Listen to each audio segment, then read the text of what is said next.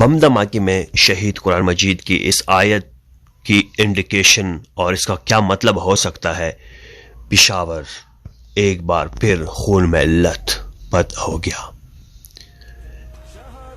پشاور میں مسجد پر دھماکے میں کتب علیکم القتال وہو کرہ لکم اس آیت کا معجزاتی طور پر کیا مطلب ہو سکتا ہے؟ پیارے ویورز، یہ بزرگ خطرناک دھماکے میں اللہ کے امر سے محفوظ، جن کے اطراف میں سب شہید اور زخمی تھے۔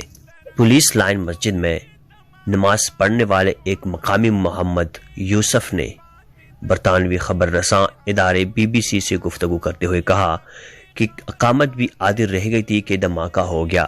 مسجد کا برآمدہ نمازیوں سے بھرا ہوا تھا۔ دھماکے والے دن نماز پڑھنے کے لیے وہ پہلی صف میں کھڑا ہو گیا۔ جماعت کھڑی ہونے میں 4 سے 5 منٹ رہتے تھے۔ میں سنتیں پڑھ چکا تھا، رومال اٹھا کر پہلی صف سے دوسری صف میں چلا گیا۔ انہوں نے کہا کہ دوسری صف میں جہاں میں موجود تھا وہاں اقامت کی آواز سنائی دے رہی تھی۔ اقامت کے لیے کلمہ شہادت 2 دفعہ ہی پڑھا گیا تھا اور تیسری مرتبہ کلمہ شہادت پڑھنے کی نوبت ہی نہ آ سکی۔